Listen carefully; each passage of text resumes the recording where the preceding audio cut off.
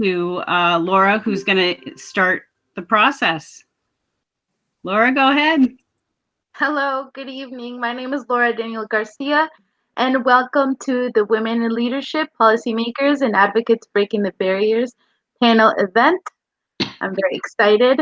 And on behalf of the Young Voters Society Club of Norwich Free Academy, working in conjunction with the NAACP Robertson Youth Council and the League of Women Voters of Southeastern Connecticut, we would like to welcome the panelists, students, and larger community to this event. Tonight's event will run from 6 p.m. to 7:30 p.m., and we are looking forward to an engagement discussion regarding the role of women in politics and policy. And now on to Karen. Thank you, Laura. My name is Karen Lau, and I am pleased this evening to welcome the following panelists. First, Ms. Jen Granger, the CEO and President of United Community and Family Services. State Senator and Deputy President Pro Tempore Catherine Austin, representing the 19th District. State Senator and Assistant Senate Republican Leader Heather Somers, representing the 18th District. State Representative Republican Holly Cheeseman, representing the 37th District, and Lieutenant Governor Democrat Susan Bysiewicz. We thank you all for joining us and taking time out of your busy schedules to have this very important discussion regarding the role women play in shaping the future as part of the celebration of Women's History Month. At this time, we would like to give each panelist a couple minutes to introduce themselves to our viewers. First, we have Senator Austin. So good evening, everybody. I'm Kathy Austin. I'm the state senator that represents the city of Norwich and most of the surrounding towns. I represent Marlborough, Hebron, Lebanon, Columbia, Sprague, Franklin, Norwich, Lisbon, Ledyard, and a portion of Montville. I also represent the two tribal nations of the Mashantucket Tribal Nation and the Mohegan Tribal Nation. I am the chairman of the Appropriations Committee, the vice chairman of the Public Safety Committee. I sit on committees revolving around transportation, veterans, general law, regulations review, and I know there's another one in there too. I also am on a few caucuses and to include the intellectual and developmental disabilities, the Women's Caucus, the Tourism Caucus, the Manufacturing Caucus. I also sit on the Sportsman's Caucus and the Rural Caucus as a chair in both of those caucuses. I have done a lot of work revolving around issues such as dyslexia, farming in Connecticut, healthcare, working on a number of different bills this year. One to help out people who have PKU in Norwich. You often see once a year someone who works on motorized wheelchairs, and both Senator Somers and I work with that particular individual to get a piece of legislation in to have insurance cover wheelchairs. I have probably 70 pieces of legislation in this year. I've done a lot revolving around social justice and Native Americans, and that has been a highlight for this legislative session. And right now I'm very used to being on some sort of platform, whether it's Zoom or WebEx or any other of the other ones. And today I learned a new one, Google Meets, and I'm pleased to be with all of you. Thank you very much. Thank you, Senator Austin. Senator Somers, could you please introduce yourself? Certainly. My name is Senator Heather Somers. I am the senator from the 18th District, which spans from Groton all the way up to Plainfield, Connecticut, along the Rhode Island border. I represent 8 towns in the district, and I have a very unique, I believe, district because I represent the shoreline, and then you go up north and it becomes very, very rural. So it's a very diverse district to represent. I talk about there's a Mason-Dixon line in my district. As soon as you get above North Stonington, it's very different than it is towards the south. I sit on a variety of committees. I'm in leadership on the Public Health Committee, which is very busy with this COVID epidemic. I also sit in leadership on the Transportation Committee, which is also very, very busy. I also am a member of the Governor's Appointment Committee that appoint all the commissioners. And I sit on appropriations and am a subcommittee chair for the health section of the appropriations, for which Kathy is the chairman of appropriations, which is a huge job, by the way. And many, many caucuses. Many of us belong to a variety of caucuses. Sometimes they meet at times that we actually cannot attend, but we want to have a presence on everything. We have a biotech caucus, we have a tourism caucus, we have an opiate caucus. Those are all caucuses that I am a member of, and that we try to work on legislation that really focuses on the area of the caucus. In addition to that, I have been working now for quite some time on the governor's advisory committee for the COVID-19 vaccine. I am the subcommittee chair of communications. So we are doing our best to communicate the factual information around the COVID vaccine and where you can access the vaccine and any questions that you may have concerning the vaccines that are available, which has been a very, very busy time. Many, many evenings of forums that we were doing with clinicians to make sure the correct information is getting to our folks that are living here in Connecticut, because there's a lot of information that's just not factual or correct.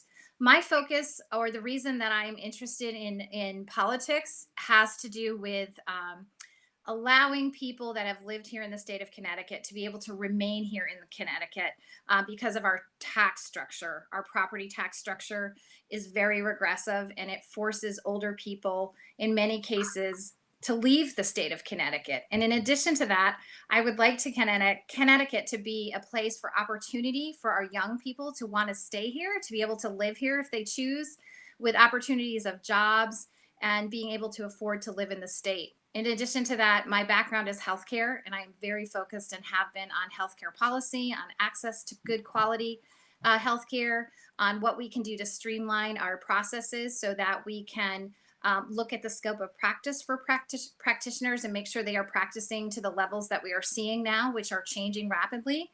And also insurance is an area that I have great concerns in and have been focused on how do we get certain services covered. And I think we all need to keep in mind that we all need health care. That doesn't necessarily equate to health insurance, and how we can move that needle forward. I have been an advocate on the opiate crisis that we have since I took office. We have come out with a bill every year out of public health, but we still clearly have not done enough because we still struggle with that. And that is a true crisis that affects every generation in our state of Connecticut that we have to get our hands around better. So that's just a brief background. And I'm really excited to be here and hear your questions and share with you so that someday you too will tip your hat in and get involved in politics or a movement that you're passionate about. Thank you. Thank you, Senator Summers. Next, we have Representative Cheeseman.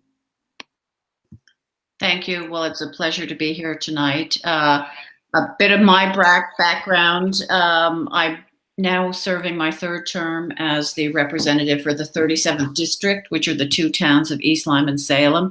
Unlike the senators who have a plethora of committees, I serve on three. I'm on the Energy and Technology Committee, General Law, and I'm the ranking member on Finance, Revenue, and Bonding, which establishes taxation policy for the state. My particular passions are supporting our organizations that support victims of domestic violence and awareness of that. We've seen during the pandemic huge increased demand there, not only in terms of the number of families and victims they serve, but also in terms of their financial responsibilities.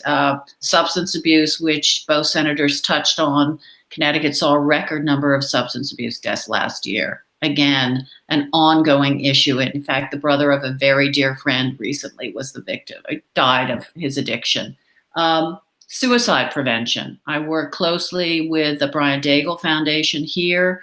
Again, as we've seen during the pandemic with mental health crises, we need to do more to make people aware of what they can do to prevent their loved ones from committing suicide, but also support them through the process.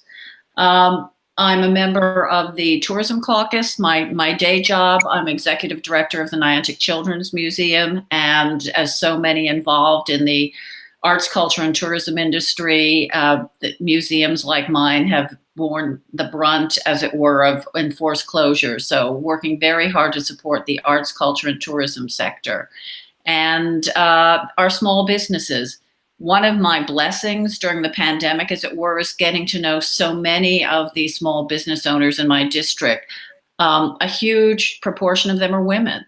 And what they've gone through is they attempt to not only support their families, keep a roof over their head, but also keep their businesses going with all the different challenges they faced.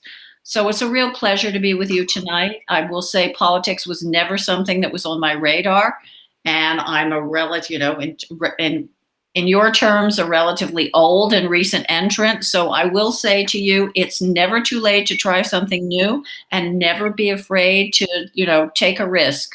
Good things are worth doing, and this is a good thing. So thank you. It's a real joy to be with you tonight. Thank you, Representative Cheeseman. Next, we have Lieutenant Governor Bysiewicz. Well, good evening, everybody. Thank you so much for having me, especially during Women's History Month. And I hope that some of you will be inspired to go into politics and public service. So I grew up on a farm in Middletown and had the pleasure of serving as state representative representing Middletown, Durham, and Middlefield in the state legislature for 6 years. While I was in the legislature, one of the committees that I had the opportunity to chair was the Government Administration and Elections Committee. And while doing that work, I got very passionate about getting young people involved in voting and participating in government, and worked on a number of initiatives to open up our primary process. And I also fought very hard for public financing. Fast forward to my next step in my career, I ran for Secretary of the State, and that position is one where you are the Chief Elections Officer for the state, and you also are the Chief Business Registrar for the state. So you register more than 400,000 businesses. More than half of them are very small, and you also run the elections, municipal, state, and federal. And I was Secretary of State during that very interesting election of 2000, when the election just hung in the balance while we tried to figure out whether Bush or Gore would become the president of the United States. I had the pleasure of serving in that office for 3 terms. I am also a lawyer in my professional life.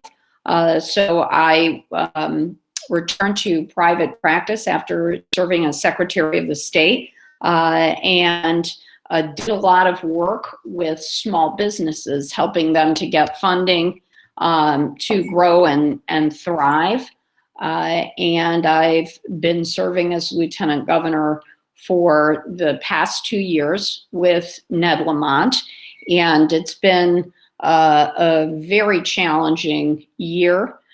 We are just coming out of a year in the midst of this terrible pandemic, and I have been focused on making sure that our public health is protected, that we can reopen our economy, and also trying to deal with all of the terrible challenges that the pandemic has brought us.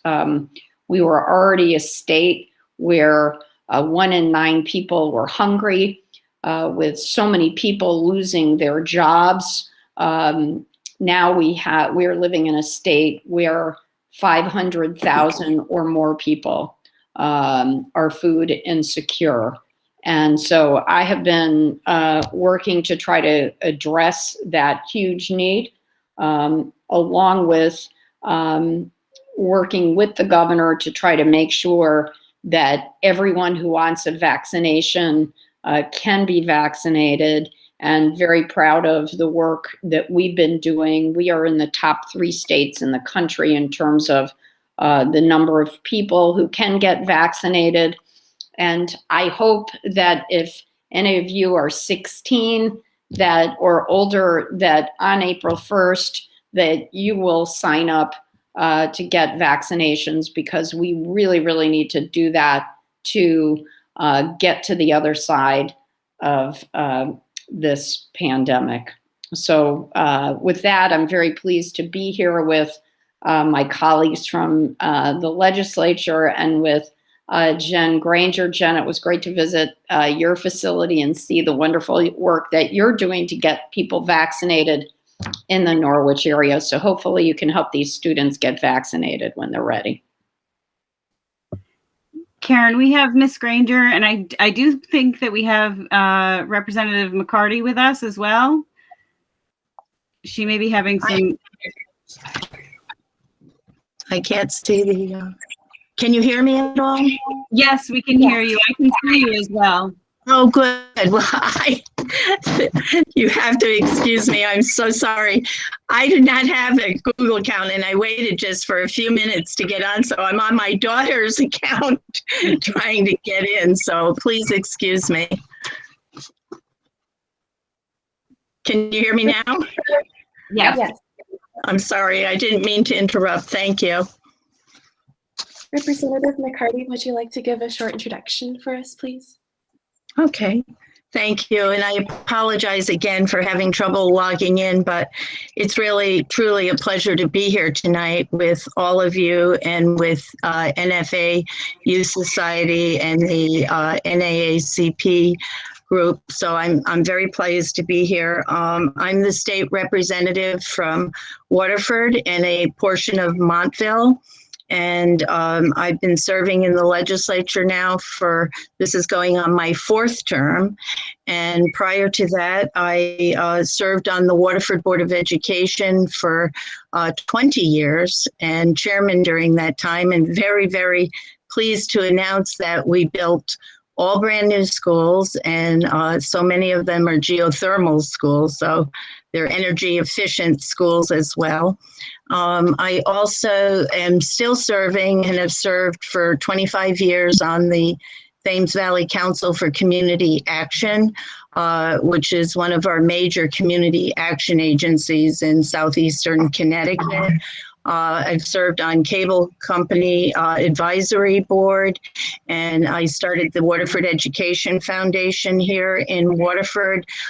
Education has always been a major focus in my lifetime, and so a lot of my public service has been centered on education issues. I'm not quite sure what you wanted me to say, but I'm very proud to be a grandmother and to have seen my children through school. And as I said, I love public service, and I hope to be able to continue to do more. And as we get in tonight, maybe talk about some of the people that inspired me to get in. But everyone here is an inspiration to me as well. So thank you very much. Thank you, Representative McCarty. Next, we have Ms. Jen Granger. Hi, everyone. And I was also slightly challenged with the Google Meets, but now I you know, this whole year has been a year of pivoting in the moment. So why should tonight have been any different? Race out to the other room and grab my home computer because I wasn't allowed to, too much security on my work computer to download Google. But, you know, that's just part of trying to figure things out and on the fly. So I am the president and chief executive officer of United Community and Family Services. And that is a community health center, a federally qualified community health center headquartered in Norwich. And I'll tell you a little bit about what community health centers do because, it's, you know, if you're not familiar with the construct, it's, I think, I've found my passion and my life's work in community health. So I hope to inspire you too. So UCFS, our business is really in sort of three buckets. Our federally qualified health center. I'm just getting a lot of echo. Okay, am I echoing? It is echoing a bit. I think if everyone who's not mutes, it might stop doing that. Okay, I just want to make sure it wasn't me. Thanks. So a federally qualified health center, this is a federal designation, and we are to provide medical, dental, and behavioral health services to communities at highest risk and without and low access to other providers of care. There are 17 community health centers in the state of Connecticut. UCFS is one of them. And we serve all of New London County and some of southern Windham County as well. We have 5 outpatient health center locations and 6 school-based health center locations. Again, we provide medical, dental, and behavioral health regardless of one's ability to pay. We serve about 20,000 unique individuals every year at UCFS, and we are really passionate about the work that we do. Other aspects of UCFS are we are a major provider and contractor with the State of Connecticut Department of Children and Families to provide community-based behavioral health services. These are evidence-based behavioral health interventions that we go out into families' homes and work with children and adults to provide mental and behavioral health services in, for example, families who have an individual entering back into the home after recovery. We work with very small children who are having developmental issues. We work with foster families. So we have a variety of, there are a variety of needs that we serve. We also provide mobile psychiatric assistance to children throughout the Eastern Connecticut through the Mobile Crisis Intervention Program. So that's another aspect of the work that we do. And finally, our third arm of our business is in elder care. So we own and operate a Sheltering Arms, which is a residential care home for the elderly. It's a 30-bed facility in Norwich, Connecticut. And co-located on that property is an adult day center where we provide respite services to adults each day for families who either are working. We provide socialization for those who come to the adult day center. And it's a wonderful family environment for those who reside there as well as those who join us just for the day. So that's a bit about the broad scope of what UCFS does. And as the CEO, that's what I do every day. So a little bit of everything. I came to UCFS 9 years ago. I joined the staff as the Chief Operating Officer. And after about 4 years, the Chief Operating Officer, Chuck Cheeseman, retired after a career of about 20 years. And I was promoted to the position of CEO. So I've been in that position for about 5 years. I mentioned that community health centers are really my passion. For the 17 years before I came to UCFS, I worked at the Community Health Center Association of Connecticut, being involved and engaged with community health centers throughout the state as well as nationally. There are, I mentioned 17 in the state, but there are about 1,300 community health centers across the country doing similar work, serving about 30 million underserved patients throughout the country. So it's very inspiring work. It's really brought together a lot of my values, my passion for quality, for healthcare. I was very interested in maternal and child health. I have a master's degree in public health, and that's sort of, I've really found my niche in this world of community health centers, and I'm happy to be here tonight and share any insights I can with all of you. Thanks.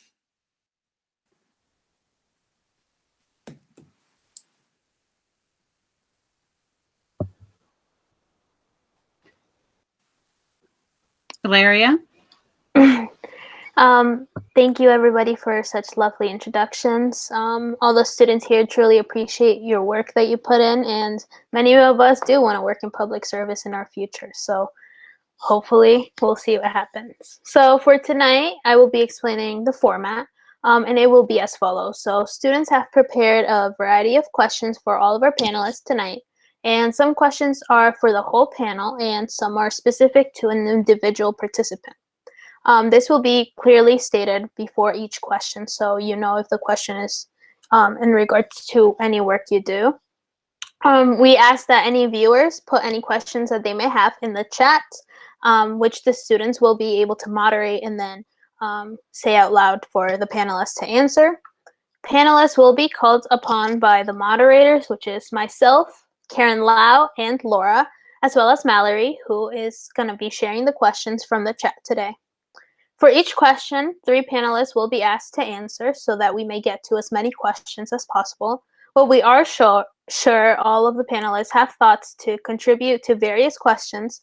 We believe that if there's an idea or question you aren't asked, you will be able to fold your answer into one of the questions you are asked. There will be no timer for questions and answers, as we would like this to be a relaxed event. But we do ask you to please keep your answers to approximately 1 to 2 minutes. All right, we'll begin by Karen Lau asking the first question to Ms. Granger. This question is for Ms. Granger, Senator Austin, and Lieutenant Governor Brischwitz. Who inspired you to follow a public service path? So actually, I didn't have a real role model or a person who inspired me into public service. My career path started out in academia. I have a bachelor's degree in biology and psychology, and for about 10 years I did health psychology research. So I simply became exposed in that health psychology research. I worked with a lot of women and children. So I became exposed to issues around maternal and child health. And that was what started to draw me from research and more into a public health realm. As I mentioned before, I went on to seek a master's in public health, and that degree helped me zone in even further on maternal and child health issues in underserved communities. So then I found a job right out of getting my master's in public health, working for the Community Health Center Association of Connecticut, where I was really able to put those passions, my research skills, my public health knowledge to really great use. And I've sort of been here ever since. I have to say, though, that I chose this path by following my values, but I did have a lot of inspirational bosses and supervisors and advisors along the way that really helped me confirm that I was on the right path.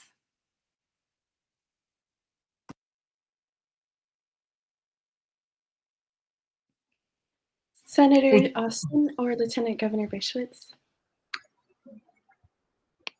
Lieutenant Governor, do you want to go first? Sure.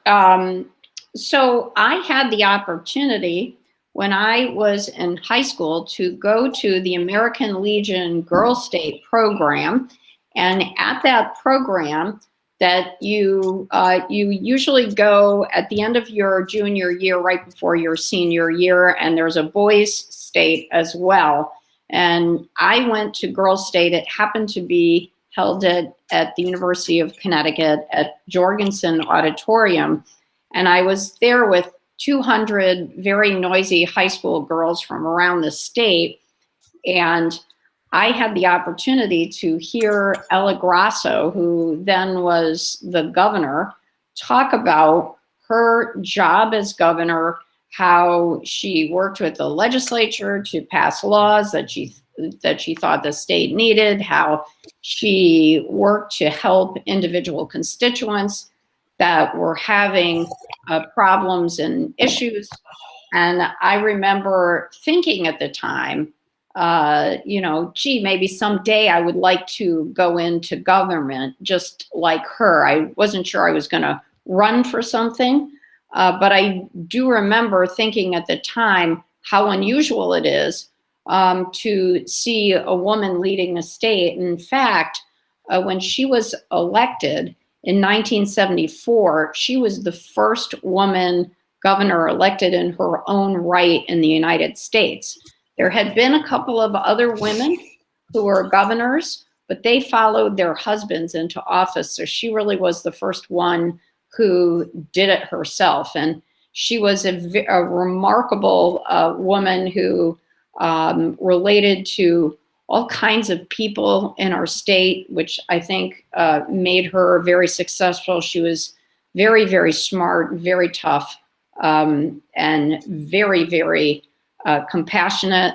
I'll also say that another inspiration and role model that I had was my mom. My mom was a lawyer. She went to law school at the University of Connecticut in the early 1950s at a time when she was one of only two women in her law school class. And when she graduated from law school, she couldn't even get a job because private law firms wouldn't hire women. She ultimately became the first woman tenured professor at the University of Connecticut Law School, where she had the opportunity to teach for 33 years.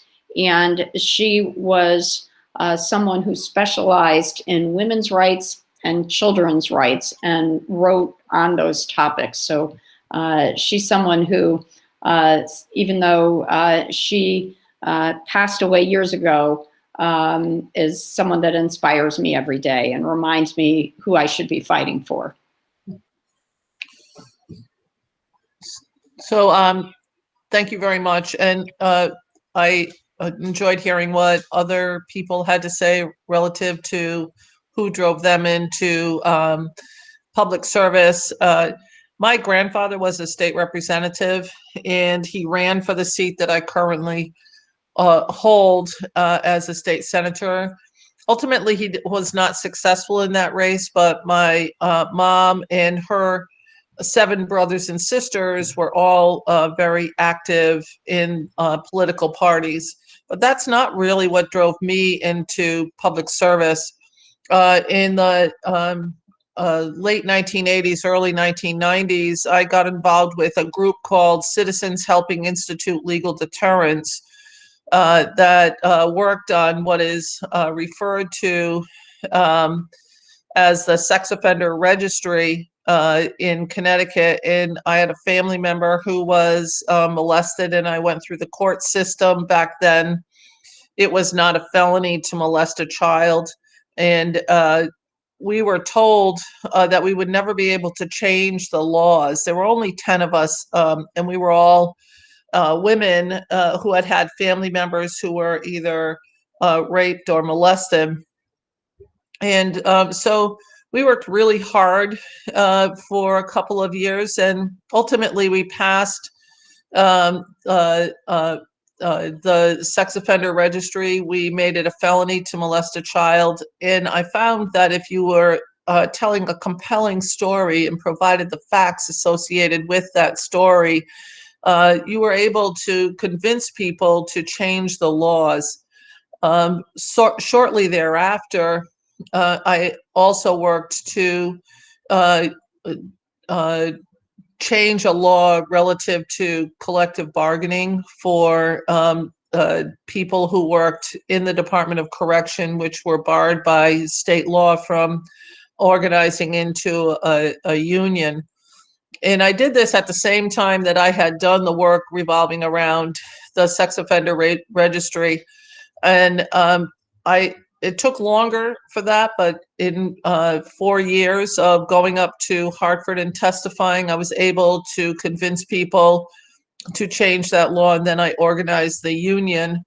And I was the president of that union, of those 600 people who worked for the Department of Correction, and ultimately the president of the union for some 20,000 people that work in a variety of jobs, from paraprofessionals to bus drivers to state employees to municipal employees, and represented them for a number of years. But I would say the two women that inspired me relative to public service was Senator Edith Prague, who lives in Columbia today, is in her 90s, and served, I believe, over 30 years in both the Senate and the House, and served as a commissioner. She was, and still is, that what I would say, that loud voice for those who have no voice. And that's what she always told me that she wanted me to be, was that loud voice for those who had no opportunity to speak out for themselves.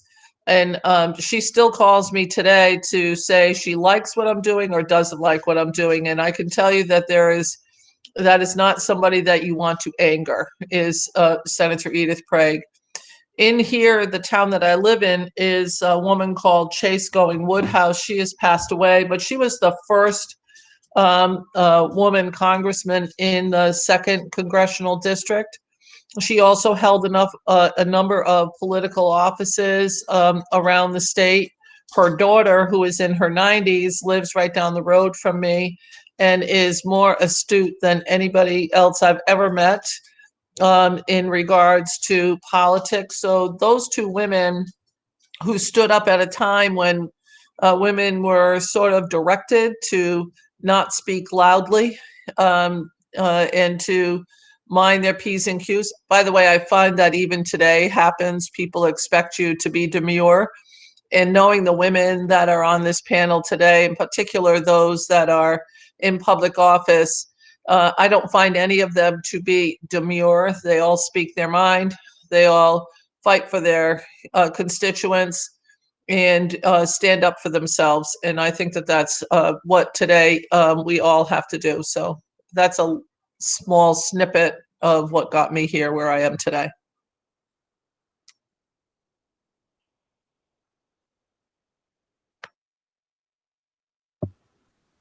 Laura? Thank you, everybody, for putting in their stories. I think it's very interesting. Now to Representative Cheeseman, Senator Summers, and Representative McCarty. What drew you into politics and public service?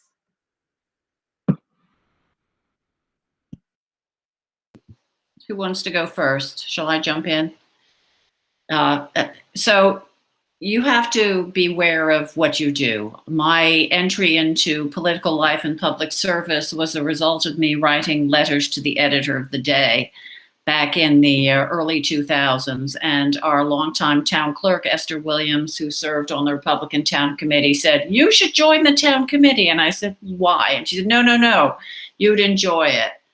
Long story short, I joined the town committee. Fast forward to 2010, State Representative Ed Chatilla, who served in this seat, was running for, I believe, his 3rd term. We had no candidate to run against him. At that time, the Citizens Election Program, to which the Lieutenant Governor referred, had come into existence. I'd actually been the assistant treasurer for a candidate here. And I thought, well, nothing ventured, nothing gained. I entered the race, never having run for public office before. I qualified for the funding. I was extremely proud to receive the endorsement of the local paper over the incumbent and got my butt handed to me. But it gave me, you know, what doesn't kill you makes you stronger. And I went on then to run successfully for the Board of Selectmen here 3 times. In 2016, Representative Jatila opted not to run again, and I thought I'll give it another shot, and won. And now I've served, as I say, serving my 3rd term. And what I suppose I love about it, I love serving my district, but I love having input into policy and helping to make decisions that, you know, as all of us have referenced, can help make the lives of people in Connecticut better, or if we're not careful, you know, make them worse. So that was how I got in. As I say, be careful what you do. It's those butterfly wings out there, the flap of the butterfly wing. So had I not had a push from, you know, our longtime town clerk, who knows what I'd be doing. But that was my entrance. And, you know, as I say, take the risk, ladies and gentlemen, because you never know where it's going to lead. And even if it doesn't work out, you've learned something and you can tick something off and say, okay, no, I wasn't meant to do that, or it opens another door. So that's my story in a nutshell.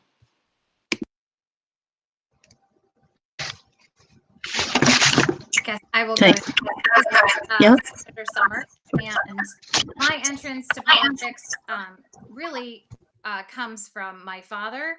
My father probably is the oldest and longest shellfish commissioner that we have here in the town of Groton. I think he's the youngest one on the Shellfish Commission, and he's 88. So he has been doing this for forever. And he used to drag me when I was younger out to seed clams and do all this stuff that was not very exciting for me at that point in time. But now I love it. And I kept saying, why are you doing this? He was a volunteer for the town of Groton, probably close to 60 years now. And he loved it. And then, you know, fast forward years later, I had 2 children. I was a single mom, and I had a son who was too young to make the baseball cutoff, but he was very athletic. So I had to find another sport for him to do because, you know, he wanted to play Little League, but his birthday was the end of August and the cutoff was the middle. So I decided that I needed to start a lacrosse team here in the town of Groton, but there was no lacrosse team. And so that prompted me to get on the Groton Parks and Rec Commission. They had an opening, and I got on the Groton Parks and Rec Commission, and we developed this lacrosse program. And after that, a spot came open on our town council, and in Groton, we are the largest city in the 2nd district. Besides, I think it is Enfield is the 2nd largest. So we have about 45,000 people. You run at large. So you have 18 people running for 9 slots. And I said, I'm going to run because I saw, again, we're going to get back to property tax. The people that I had grown up with, their parents were not able to stay in their little houses because the property taxes had really forced them out. We had a lot of people coming into the little villages that we all grew up in that were not fancy. They weren't fixed up.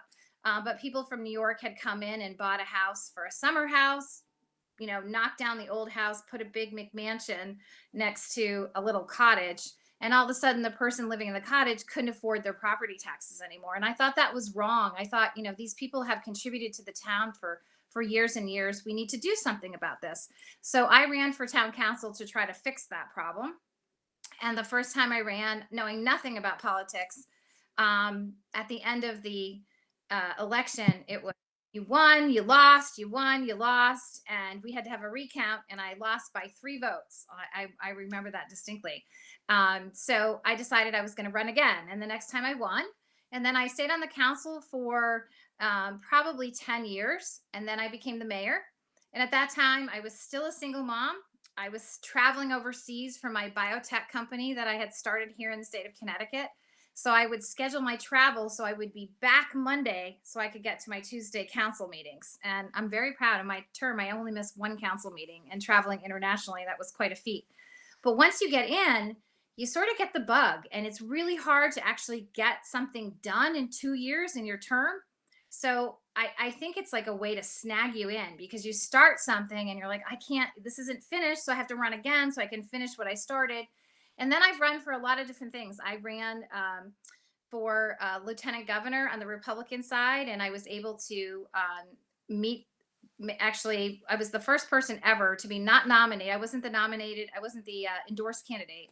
And I beat 2 other people for the nomination and was able to run on the ticket for lieutenant governor. And one of the most satisfying things for me is I got to beat somebody who was the former U.S. Comptroller of the United States in that race, who was, as he used to tell me, he was so much more vastly qualified than I would ever be. And that just inspired me to say, I don't care how qualified you are. I have, something to bring to the table, and I'm going to run hard and I'm going to win. I won, not by a lot, but it was something that had never been done before. And then eventually I ended up running for state senate. And then I have now, this is my 3rd term. I love what I do. I think I have always had a calling to try to help people. My biotech company that I had was really a healing company. We made products that dealt with a variety of issues in medicine that are very difficult, and we were able to really transform some people's lives. And for me, I felt that was a real gift to be able to develop a product where you could see that people using it, it could actually transform their lives. It could heal things that would not heal. And I still feel that same sort of feeling you get when you're a legislator. If you in the legislature as a legislator, if you can help somebody, a constituent, with a really difficult problem that they don't know where to go or how to get a answer to a problem that they have, you are the conduit that can make that happen. And that's also true for policy, where if there's nothing better than being able to come up with a bill and get input from all sides that passes, that you can actually see how it transforms and improves people's lives. And I think that's a real gift that I have been able to have. I don't think many people get that in their lifetime. And I encourage all of you to try, because when you have somebody call you and say, I've had texts where people have said, you helping me with this DCF issue or this opiate issue it's changed my life. Thank you so much. That is such a rewarding feeling. And you really feel like you're changing the world. And that is something very special that when you talk to people, not many people get to experience that in their life. And I feel very honored and blessed that I've been able to experience that. It's a lot of hard work. There are a lot of long days, a lot of Zoom meetings. I'm sure Senator Austin and the others can confirm. Some of us, and especially the Lieutenant Governor, you were on a Zoom call from 7:30 a.m., sometimes 24 hours. I think we all have back problems now from sitting. Some of us try to stand sometimes, but it's an exciting, fast-paced experience. I encourage all of you to come to the Capitol to see what it's like when we finally open at some point in time, so you can see.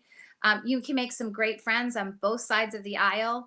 And one thing I always say to folks is, don't let the party of the person make you have an image of who that person is, because many of us are individuals, regardless of what party we belong to.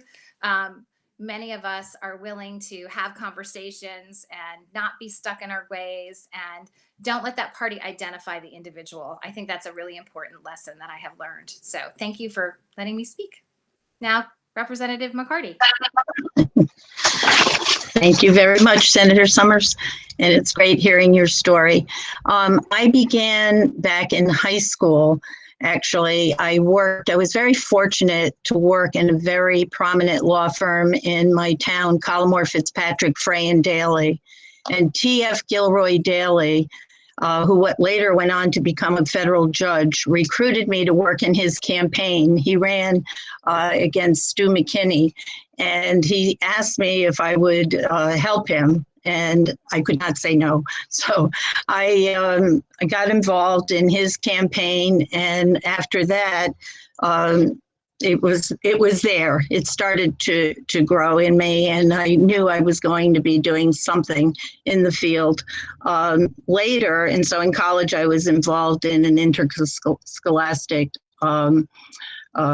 case with other colleges. So it kind of went through there, but it wasn't until the early 80s, that first the Tracy Thurman case, where she was truly injured. And I knew that we needed to do more work for women, particularly with domestic violence.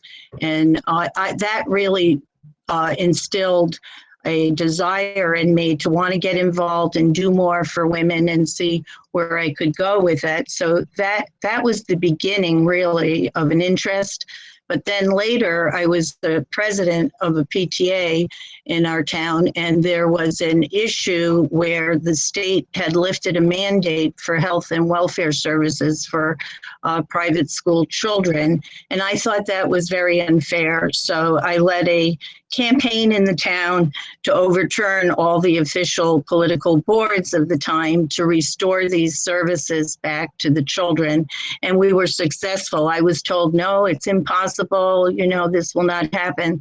And I said, well, let's let the people of the town speak. And so I organized rallies and we went out and we actually overturned the will of the town government, and the people spoke, and we restored the health and welfare services. Until this day, the state continues to include those. So the moral there is that you can get things done if you have the will, the perseverance, and you keep fighting for what you believe in. I think having a belief in the cause is very essential to accomplishing your goals. So that continued on. I was the president of a statewide organization after that. And then I wanted to continue on. And as some of my colleagues said, if you don't prevail in your first try, do not give up. That would be my major message tonight. Perseverance is key to success. So I continued and I ran I ran for the Board of Ed there. I won each time over 5 different times. I ran for the local Board of Ed, and it was my passion. As I said earlier, education has always been very important to me, and I was very pleased to be able to contribute what I could to my community on all kinds of education issues. That led me to try to run again for the state House seat, and then I was successful. But it does take time, and I was known in the community. I try to be very dedicated to my work. As some of my colleagues has said, this business is very time consuming, so you should have the passion. You should have the passion for it, and you do need to have elements of compassion there too. And I think women in particular do well at this job because they bring lived experience. And as we'll probably get into it a little later, women have multitasked throughout their careers, not only as mothers, but in the jobs and in politics, it's the same. So I think women bring a balanced perspective, and I'm very pleased to have been elected to the State House, and now my 4th term, and fortunate enough to be the ranking member on education, so that real passion that I have for education is still there, still with me, and I hope till the end. So thank you. Valeria and Laura, I'm going to have you switch around your questions so that Valeria can ask Lieutenant Governor Bysowitz the last question, because I know she has to leave. So Valeria, could you go first and ask Lieutenant Governor Bysowitz, and then we'll go from there? Sure. Thank you everyone for your answers to the last question. So the next question is, which one do you want me to ask? The advice? The one in terms of mentoring. Mentoring.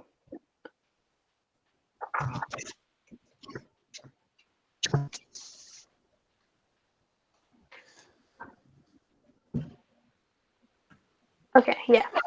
So my question is, what mentoring, formal or informal, do you engage in to help other women come into the field of policy and politics?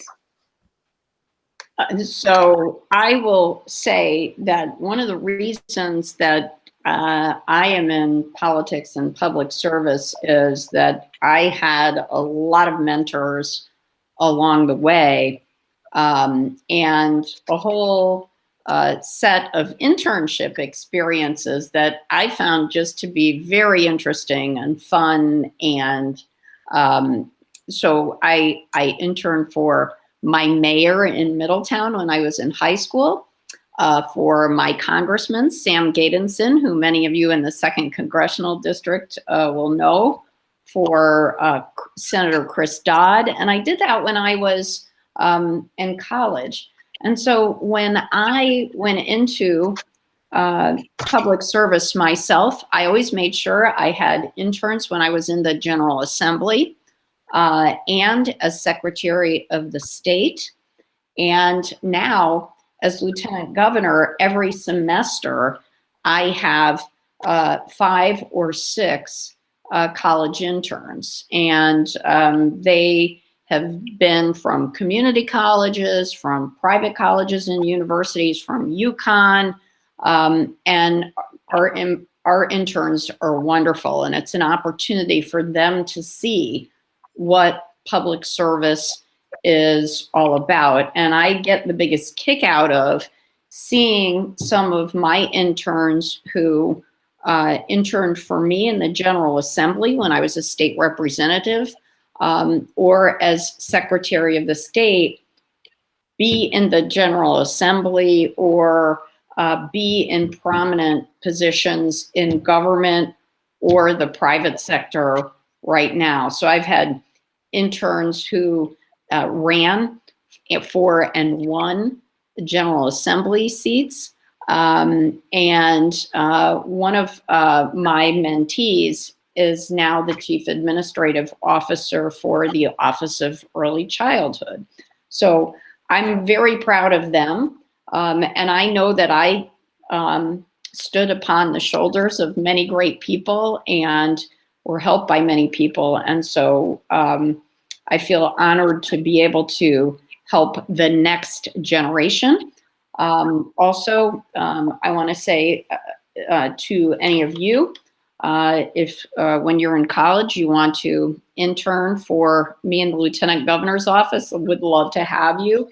And I've heard some of my colleagues on both sides of the aisle talk about their town committees. So there are Republican and Democratic town committees in every town. And if you think you might be interested in going into politics by running for a local or a state office, just start going to town committee meetings. I guarantee you it will not take long. People will start asking you to help and to run for office. So I hope that you all do that. We need more young people in public service, and I really appreciate your interest in this really important part of our work. And if there's ever anything that I could do to help you, all of these ladies have my phone number, so call me anytime. And it's been such a pleasure listening to all of my colleagues' stories. Some of these stories I knew, a lot of them I didn't. So it's been very educational for me too. Thank you so much, Lieutenant Governor. Thank you very much for having me.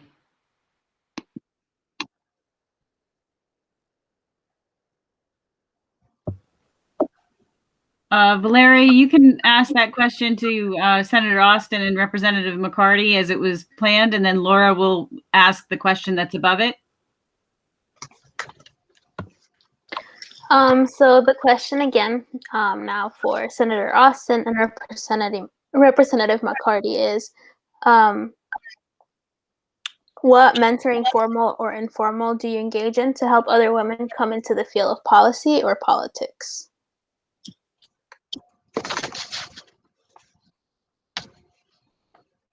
I'm looking.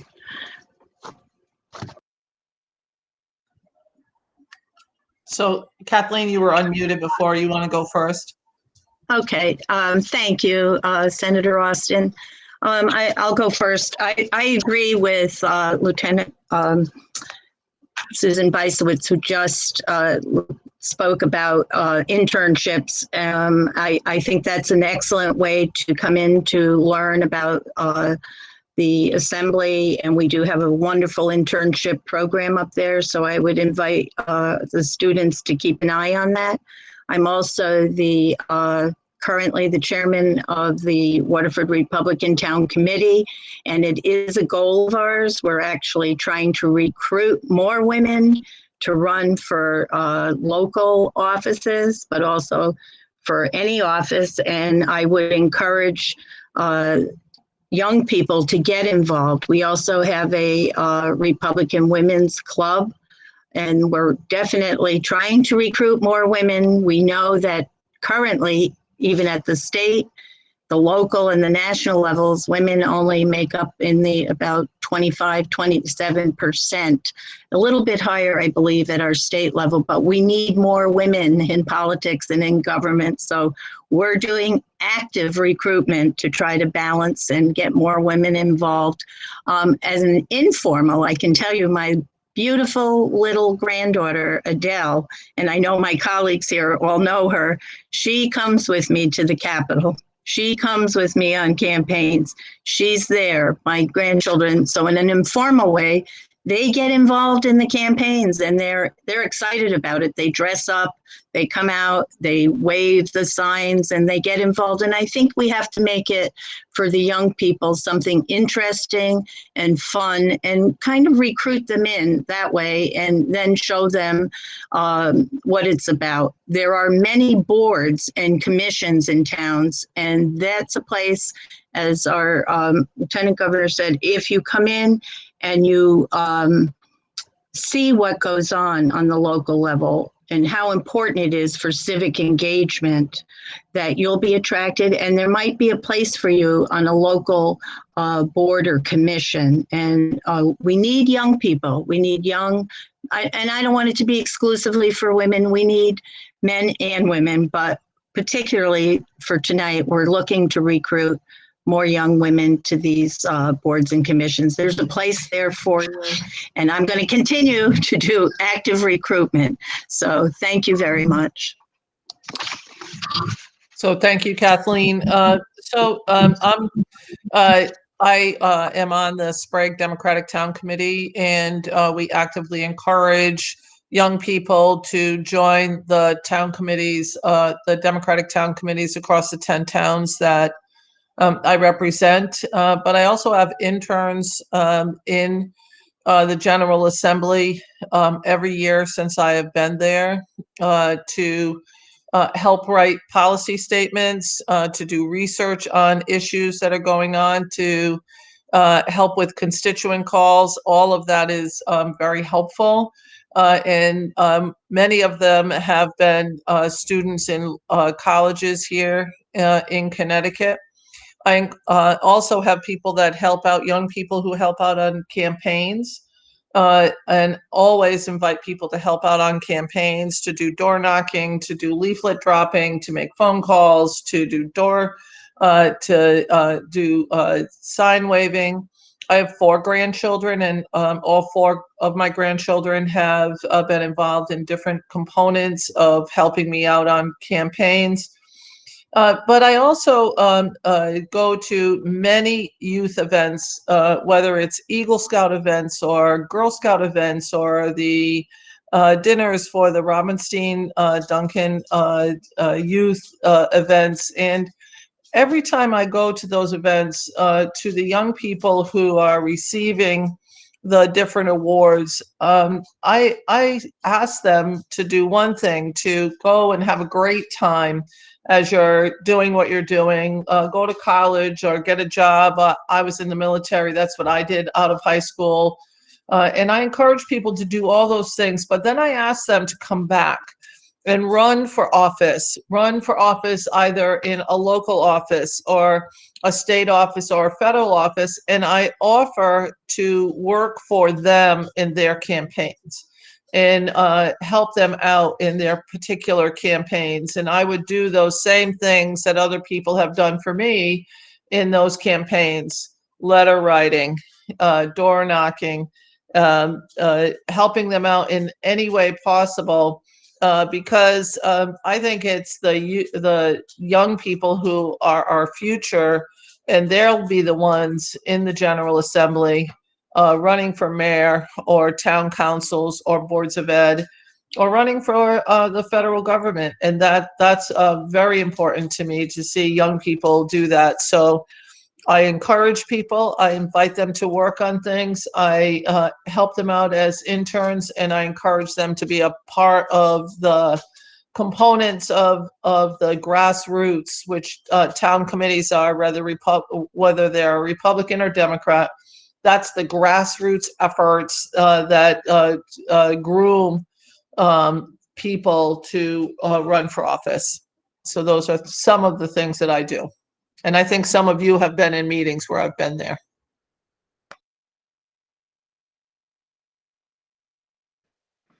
Thank you for the input and advice. It is definitely very helpful. Now to Ms. Granger, Representative Cheeseman, and Senator Summers. Are there instances of misogyny and/or harassment in the workplace which you have dealt with in the course of your career, and how did you deal with the situation?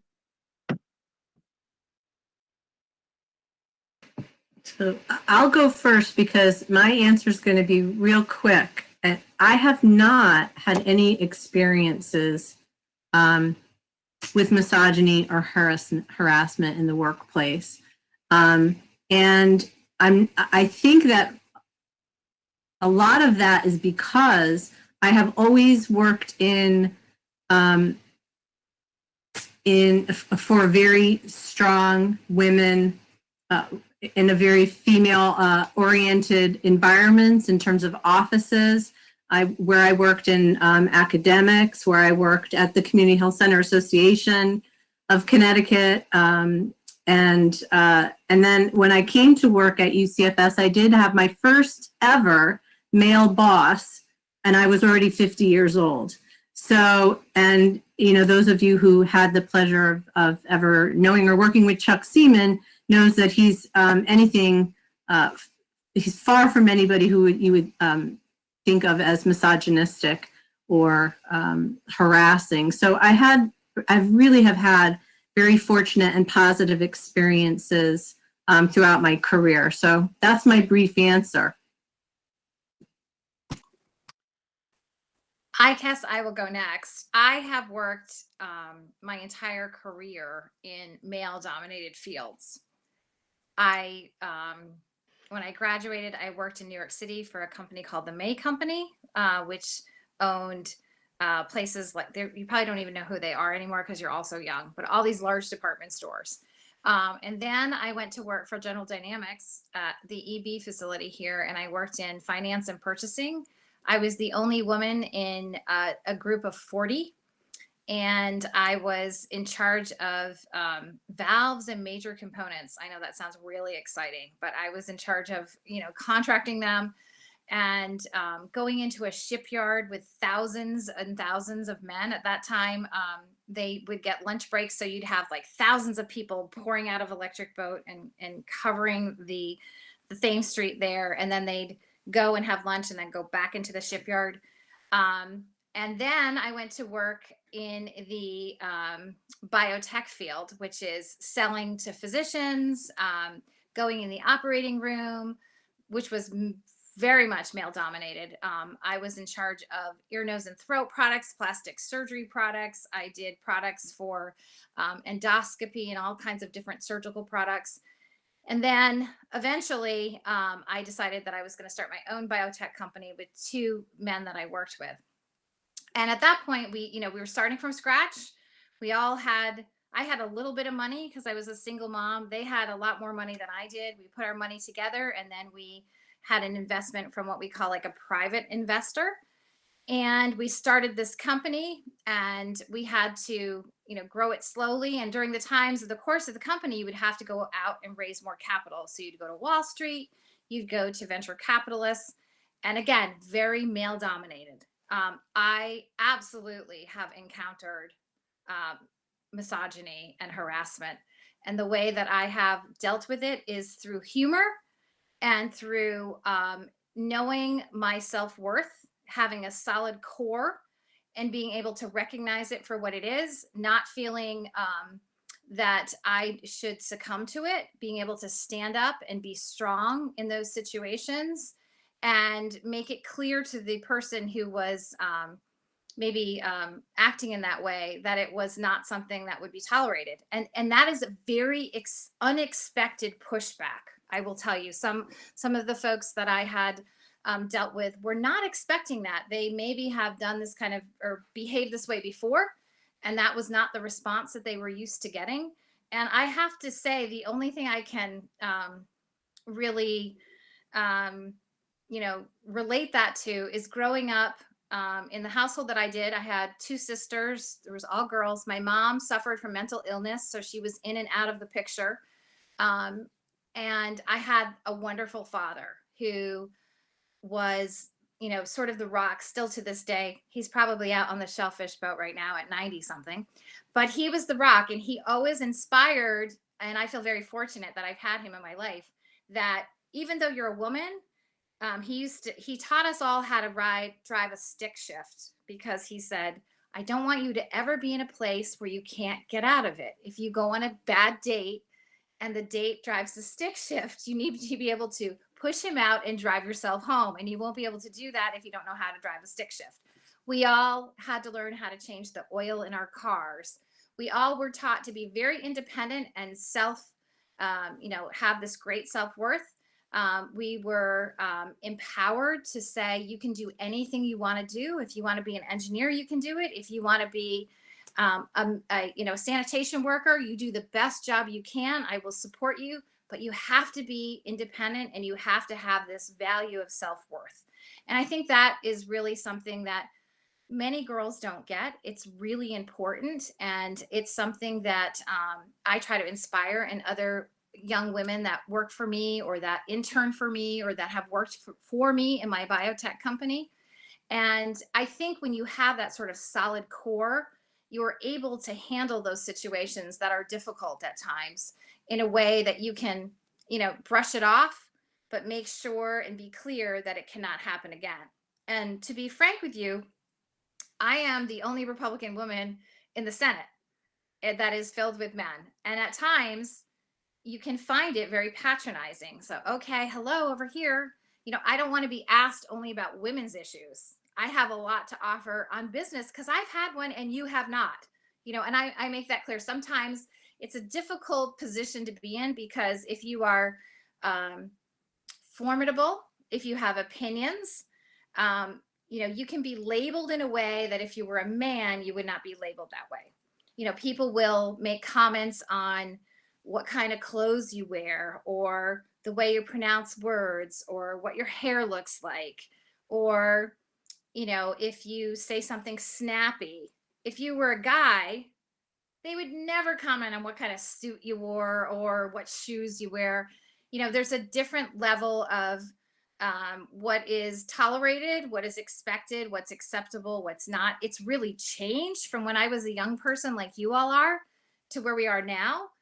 We're much better now than we were 30 years ago, but it still does exist. And it's something that I think we just have to continue to focus on, to push forward. It's hard to be a strong woman, to have opinions. Sometimes you can be labeled with names that are not so sweet because you have strong opinions. But I take that in stride and I laugh at it. And I say, okay, if somebody is calling me that name or making fun of what shoes I have or what dress I wear, they're focused on the wrong things. I'm focused on trying to make life better for the people in the state of Connecticut, or my biotech job, or whatever it is. I'm not worried about what that guy has on or what shoes he wears. So that just to me shows a level of being threatened, of being insecure on their part and not mine. At times it can be difficult. At times it can really bother you. And at times it's hurtful. But that's how I've dealt with it. I'm not sure that's the proper way to deal with it, but I have been able to manage through that position, or that, that uncomfortable feeling if somebody treats me in that way. And it's gotten much better over time. I really hope that you all don't have to deal with some of the things that we had to deal with years ago. And I don't think you would, because I think we have evolved a little bit. There still are some folks that maybe need a little refresher course on how they should behave. But I think we can point that out in a way that is, it's done with humor, and it's done in a way that can put somebody back in the place that they should be, or in the lane that they should be, without carrying it too far. So that's how I have dealt with it. I have dealt with different women that have worked with me. I have seen some really difficult situations. When I started my biotech company, one of the things that I was absolutely committed to doing was to giving people second chances. I'm a big proponent of that. My company was in Willimantic, and we were located very close to a halfway house where women had just come out of prison and they still had their ankle bracelets on in many cases. And I said, geez, we need people to work for us. Why not give these folks a second chance? And we had great relationships, great success. At first, I knew that they would come and they would show up and they would be picked up because they wanted to get out of the halfway house. And, they were monitored with a bracelet. So I knew that they would show up for work, which was a big plus for me at first. But I'm happy to say still to this day, we have the same women working for us as we did when they first came out. All of them have gone on to either, much higher positions, or some of them have moved on to different positions within hospitals, etc. We only had one person sort of fall back under difficult circumstances. I really learned a lot from that experience, because I learned that many of the people that had been incarcerated, they didn't choose to, live a life that would get them in a situation where they would have to be behind bars, but they had tragedy, or they had very difficult circumstances that led them to a place where they ended up being in a position where they made the wrong choice and ended up, incarcerated. And I felt really great that we could give them a second chance. I still feel very excited about that. And it just shows, with mentoring women, with giving them an opportunity, with training them, with showing them that somebody cares about them, that people can have a new experience, and they can have a great opportunity, and then can have a great life. So although you may encounter situations that are difficult, like you asked in the question, don't let that define you. Figure out a way to move past that, and, laugh at them, turn it back on them, and move forward. Because, dealing with that or having that hurt you is a waste of your energy. Put your energy in something really positive and make them feel like a fool. So that's how I've done it. I guess I'm up. Yeah, fortunately, much like Jennifer, I've had minimal experience with misogyny. I worked for 12 years in magazine publishing in the UK, and I remember applying for a job there. And because a good friend of mine had been employed there for a while, and the boss was very open, he said, yeah, she's a really strong woman. You're a strong woman. I can't have two strong women. But that was basically the extent of it. And I've been fortunate, much like Senator Summers. I had a father who had infinite faith in my sister and me, and made it clear that we were capable of anything, whatever we chose to do.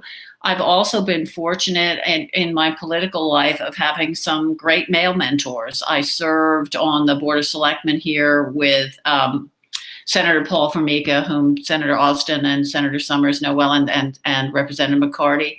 And, the political men in my life have always been very supportive, encouraged me to run for higher office, and in fact still do.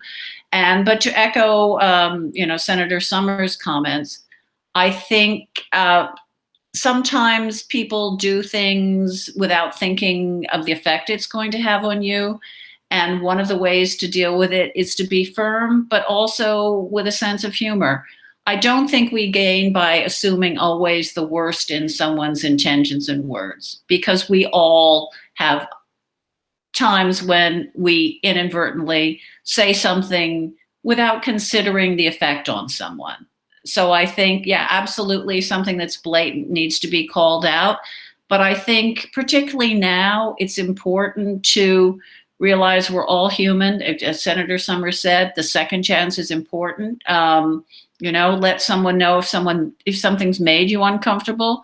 And most people will back down. If they go on, they're a jerk. And they're a jerk whether they're a man or a woman. But I think, again, feeling confident in yourself And, fortunately, you're, coming from my perspective, you're all so young now. And you reach the point where, that person said something stupid. So what? I'm going to continue doing what I'm doing that's important, that's worthwhile. And I know I'm better than that. And I'm going to be the big person. So, please don't do that again. Stop it. And I'm going to be the better person going forward. So thank you for the question. Karen, go ahead. Our next question will be from the League of Women Voters. After celebrating 100 years of the women's right to vote, what are your feelings about voting rights? There are many women who work and care for family who would appreciate more options for voting. And in states like Georgia, voter suppression and disenfranchisement are still major issues. With regards to voting rights, to expanding voting rights in Connecticut, do you think that resolutions for expanding voting rights and access to no-excuse absentee ballots will be on the ballot in 2022? And will your constituents support these measures? Thank you. So is this question for all of us, Karen? Yes. Okay, so I'm going to say that I've already co-sponsored all of the bills relative to expanding voting in Connecticut. I do believe that we have an opportunity to have them on the ballot, but there's never a guarantee until the vote actually happens. So I look forward to having that happen, but until that happens, that is not something that that any of us here today can say. Because we actually need 2/3 or 3/4 of the General Assembly in both the House and the Senate to authorize that to happen. And it did not happen a couple of years ago. It fell short in the Senate.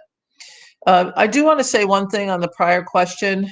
I worked in the Department of Corrections. I've worked in male-oriented jobs my whole life. And I had a strong father also. But I brought together some 70 women in the Department of Correction who were sexually harassed or sexually assaulted by staff within the Department of Correction, helped to bring forward a federal lawsuit which put a number of restrictions on the Department of Correction, made sure that we were able to help the women out that were sexually harassed or discriminated against in a variety of ways, or were sexually assaulted within the confines of the job. And I'm very glad that the people that talked before had the experience where they could stand up. But some of these women were in a different kind of job where you couldn't walk out the door, you couldn't walk away.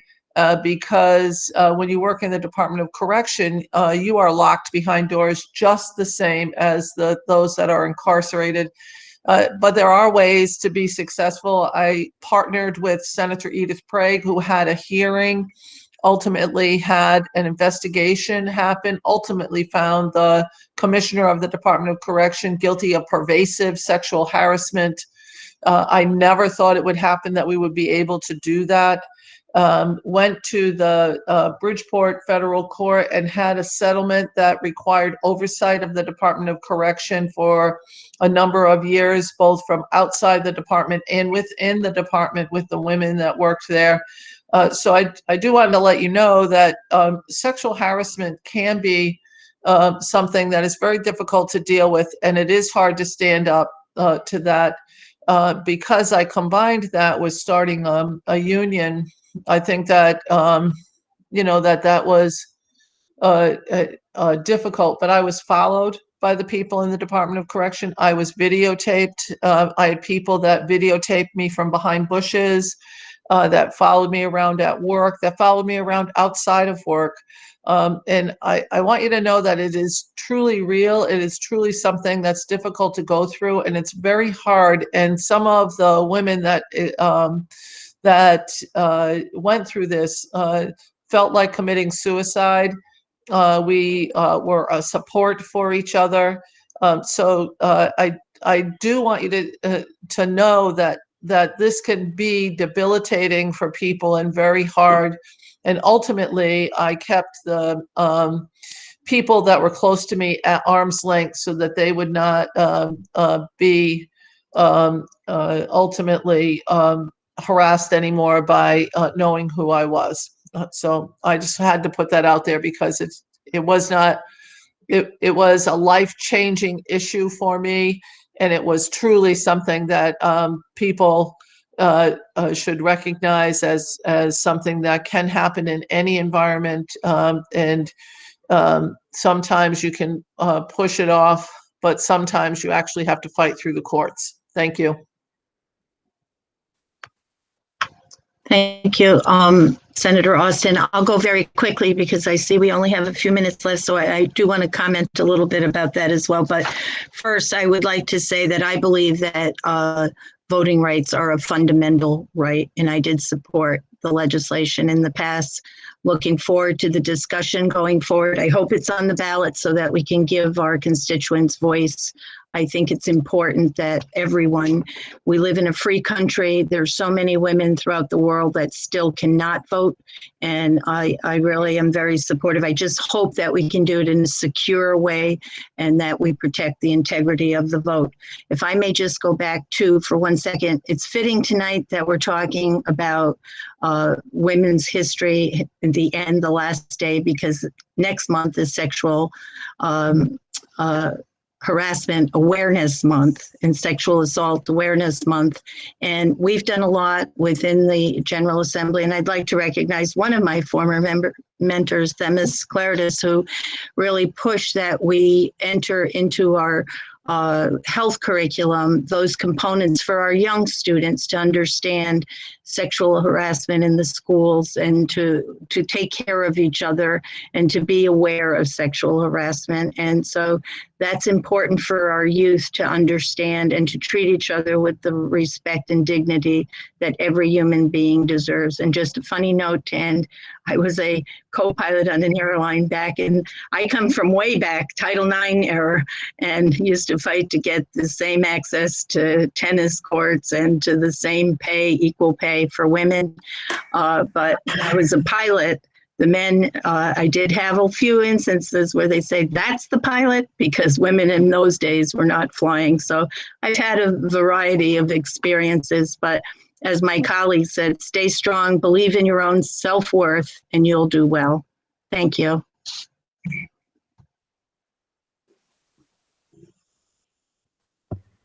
At this time, we would like to ask if you have any closing remarks that you would like to make.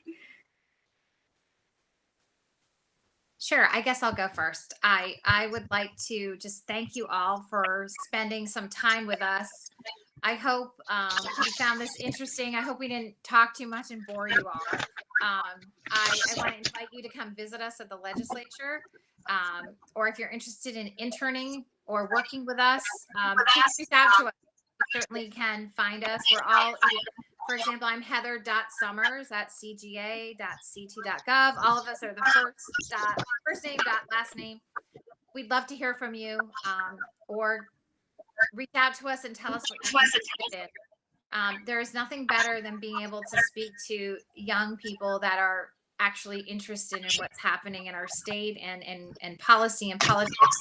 And all I can say is, please keep your focus.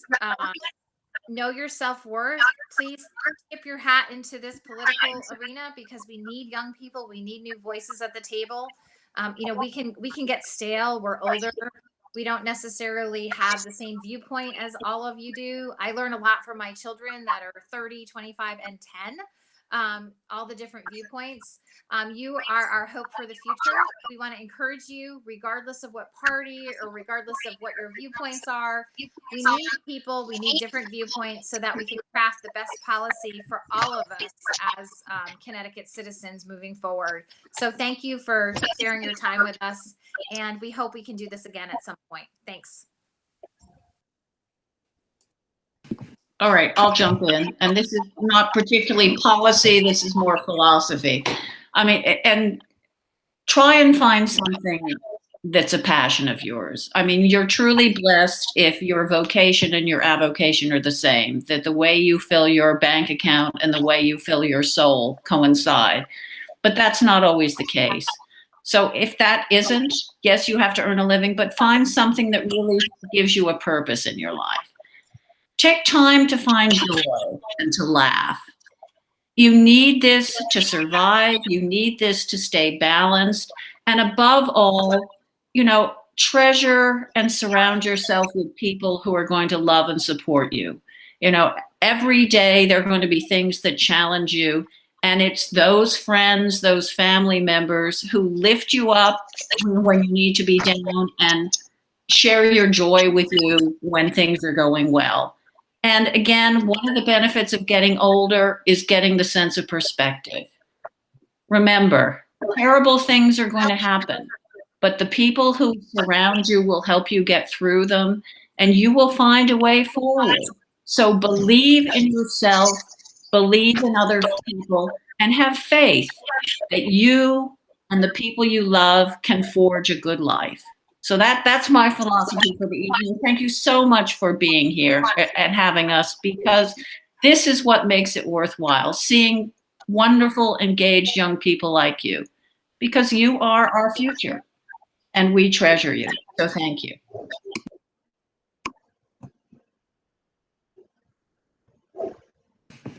I just want to jump in for a quick second. Part of, my journey and what I would advise is I struggled a lot when I was in high school and college with not being able to see what my future was going to be. I thought I had to have it all figured out. Like I had to know the job title I was going for. And I couldn't, and I didn't. I wound up going to college. I dropped out of college, much to my parents' chagrin, because I was the first person in my family to go to school. But I tried things out, I tried things on, and I found my way back to school. And again, I'm also a proponent of that, follow your bliss, follow what interests you, what you're passionate about.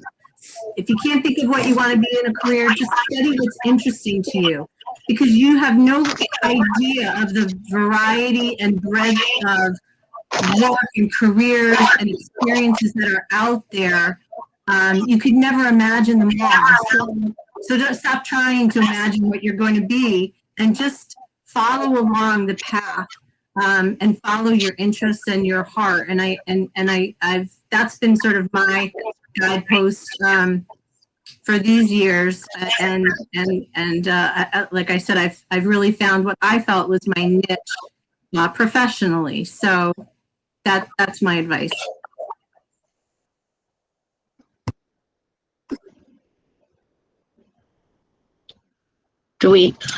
Are we allowed to speak again? I'm not sure where we are in the final comments, but I echo the comments that I've heard.